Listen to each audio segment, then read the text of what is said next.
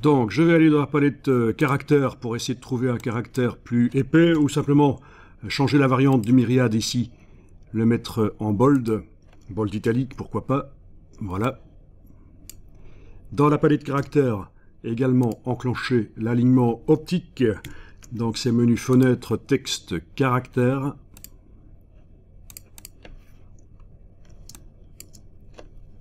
Bien. Alors, dans la palette nuancier, vous avez les couleurs de base de la quadrichromie, le jaune, le cyan et le magenta. Voilà. Et ce ne sont pas des couleurs globales. Il n'y a pas un petit triangle en bas à droite de l'échantillon qui indique que c'est une couleur globale.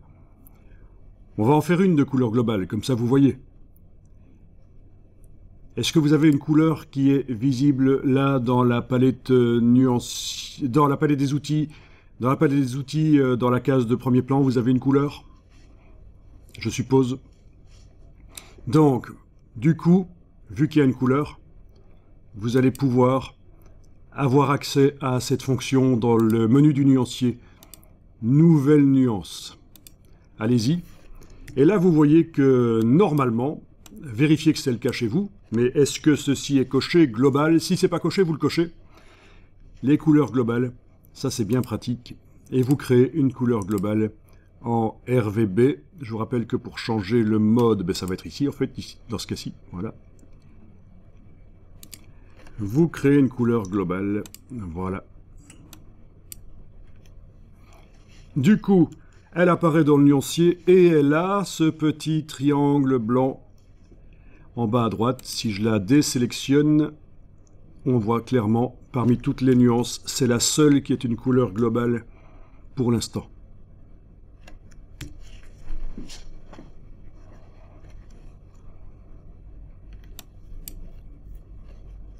Bon, ben vous allez pouvoir l'appliquer sur le texte. On l'enlèvera après, mais c'est juste pour faire un test ici. Vous activez le texte et on va faire les choses correctement, c'est-à-dire que c'est du texte, donc dès le départ, on va enlever toute couleur de fond et de contour dans la palette des outils pour ce texte. Il est toujours sélectionné, la ligne est toujours sélectionnée. Et on va aller ajouter un fond par la palette aspect. Menu fenêtre, aspect. Je vous rappelle que l'intérêt, c'est de pouvoir gérer la manière dont les différents fonds et contours s'empilent. Le fait de mettre la couleur par la palette aspect et non pas par la palette des outils, dans le cas d'un texte, va permettre de gérer, notamment, on a vu faire passer le contour sous le fond, c'était quelque chose d'intéressant. Si on voulait que le contour ne déborde pas sur le fond et ne modifie pas l'aspect du caractère, le dessin du caractère. Donc, dans la palette aspect, ajouter un nouveau fond, voilà. Alors, la couleur, on peut la choisir là, bien sûr. Il y a un nuancier, le nuancier, la couleur est là. Sinon, on clique là, et voilà, la couleur globale a été appliquée sur le texte.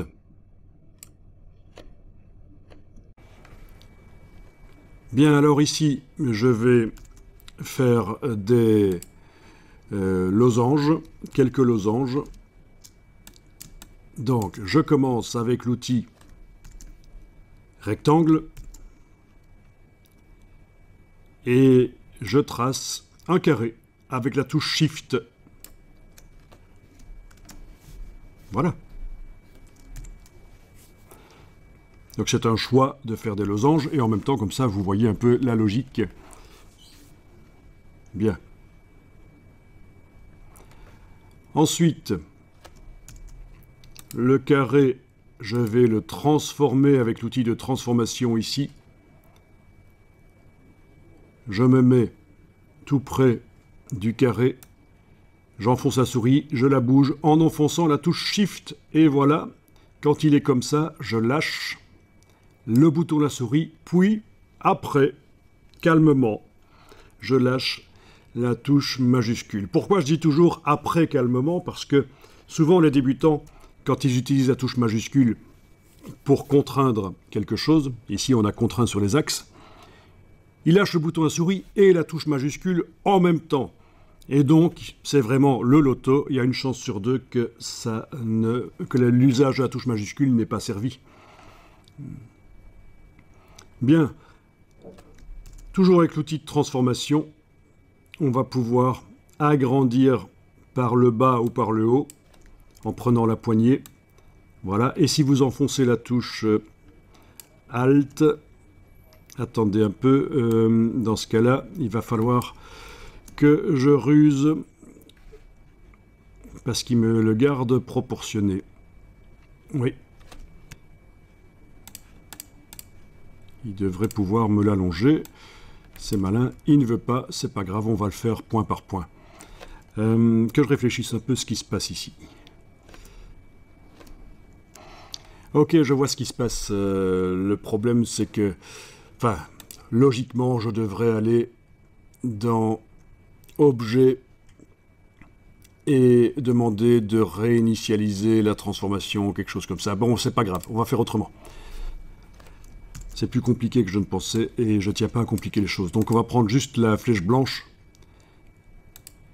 cliquer à côté, cliquer sur un point et le déplacer avec la touche Shift et la flèche droite du clavier. 1, 2, voilà. Je sélectionne aussi ça. Shift et flèche gauche cette fois-ci. 1, 2. Donc j'ai déplacé de 2 cm chaque fois. Voilà. J'ai mon losange. Ok.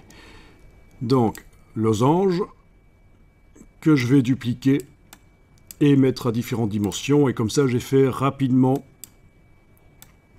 Oui, c'est parce que c'est une primitive, certainement, que ça fait ça. Donc, avec la touche Shift, je redimensionne. Voilà.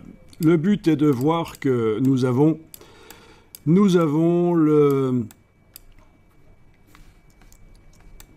la couleur globale qui est utilisée à différents endroits. Voilà.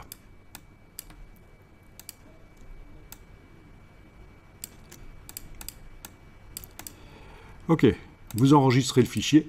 Et alors, ce qui va être démontré ici, mais je sais que certains parmi vous le connaissent déjà, c'est que si on modifie dans le nuancier la couleur globale, eh bien, ça va modifier tous les objets qu'il utilise. Et donc, ça veut dire que si vous faites une illustration avec plein de couleurs globales, vous utilisez que des couleurs globales, vous allez pouvoir modifier très facilement, faire des tests sur vos illustrations par la suite, sur les différents objets, vous allez pouvoir faire des tests. Rien qu'en double-cliquant dans le nuancier et en modifiant la couleur, ça va modifier tous les objets qui utilisent cette couleur dans l'illustration. Et donc, ça veut dire que quand vous faites une illustration, vous n'êtes pas obligé d'avoir les bonnes couleurs dès le départ. Vous pouvez vous focaliser votre esprit sur les formes, sur la composition. Les couleurs sont mauvaises, c'est pas grave. Vous allez pouvoir vous focaliser là-dessus, puis modifier les couleurs et faire des tests par la suite. Et Illustrator peut même vous suggérer des harmonies de couleurs. J'espère qu'on aura le temps de le voir. Alors voilà, avec la flèche noire, je clique à côté de tout, rien n'est sélectionné. Et en double-cliquant sur la couleur globale, vous avez une case aperçue et vous pouvez bouger les curseurs et tester pour voir ce que ça donne. Voilà, voilà. Donc la couleur a été changée. Si vous faites ça avec une couleur qui n'est pas globale, la modifier en double-cliquant sur elle, ça ne va pas modifier les objets qui utilisent la couleur.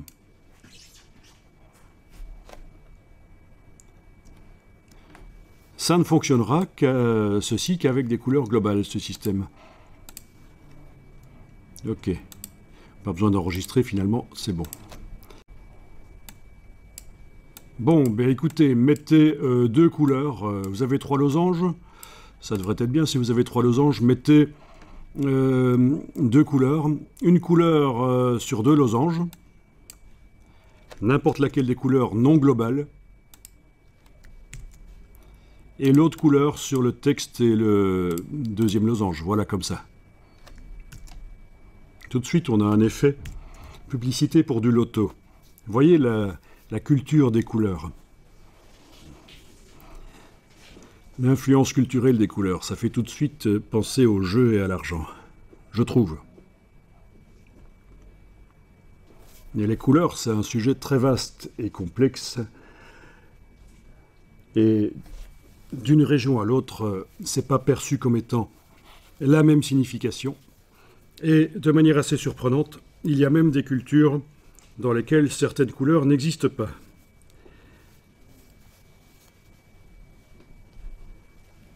Par exemple, le jaune, dans certaines cultures, est une couleur qui n'existe pas parce qu'il n'y a pas de nom pour désigner le jaune. Le jaune est considéré comme étant un vert différent des autres verts. Il y a plein de verts différents, vert foncé, vert vif, etc. Et puis il y a le jaune qui est un vert. Donc pour qu'une chose existe et qu'on en parle, ben, il faut qu'elle ait un nom, un mot pour la désigner. Et voilà. Donc c'est extrêmement influencé par la culture, la couleur. Donc c'est un sujet que j'ai étudié pendant très longtemps, la couleur, et c'est assez passionnant. Bien, voilà, vous avez mis des couleurs sur votre illustration. Je vais enregistrer le fichier.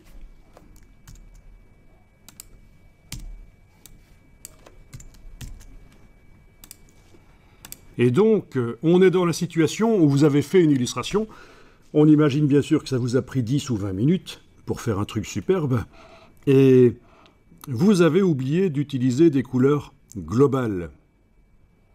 Vous avez utilisé des couleurs non globales, donc impossible d'aller double-cliquer sur la couleur pour changer d'un coup la couleur de tous les objets qui utilisent cette couleur. Par exemple, je clique à côté avec la flèche noire, rien n'est sélectionné. Je double-clique sur une des couleurs utilisées, celle-là chez moi. Case aperçue. Vous voyez ce qui se passe, la case aperçue est cochée, je suis en train de modifier la couleur, et ça ne se voit pas. Si je clique OK, la couleur a été modifiée dans le nuancier, mais les objets qui utilisent cette couleur, non, il n'y a pas le lien entre la couleur du nuancier et les objets qui utilisent cette couleur. Bon, bien sûr, ici, ce serait facile de la mettre, il n'y a que 2 objets qui utilisaient la couleur, mais imaginez une illustration avec des centaines d'objets qui utilisent la couleur. Ce serait difficile, bien qu'il y a des solutions. Alors, ce que vous pouvez faire si vous avez fait une illustration ou si vous récupérez une illustration qui n'utilise pas des couleurs globales, c'est ceci. Vous allez faire un CTRL-A sur le PC, commande A sur le Mac, c'est sélection tout, et tous les objets sont sélectionnés, sauf bien sûr s'il y en a qui étaient verrouillés ou qui étaient sur des calques verrouillés, évidemment. Et alors, vous allez dans le nuancier, dans le menu de la palette nuancier, vous allez demander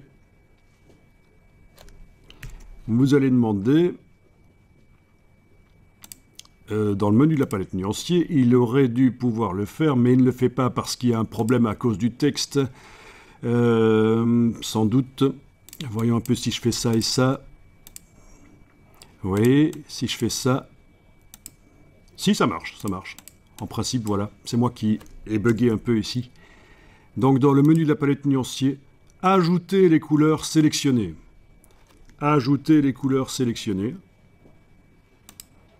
Et voilà, toutes les couleurs, même s'il y en a des dizaines, utilisées dans l'illustration, sont ajoutées en tant que couleur globale. Bien. Et alors, logiquement, oui, si on modifie, ça modifie. Si on va double-cliquer sur la couleur globale, case aperçue cochée, ça modifie. Donc ça, c'est très intéressant. Très intéressant de pouvoir faire ça. Sortir en quelque sorte les couleurs des objets qui sont sur l'illustration, les mettre en tant que couleur globale dans le nuancier, pouvoir, sans avoir même besoin de sélectionner tel ou tel objet, pouvoir double-cliquer sur les couleurs et les modifier toute l'illustration.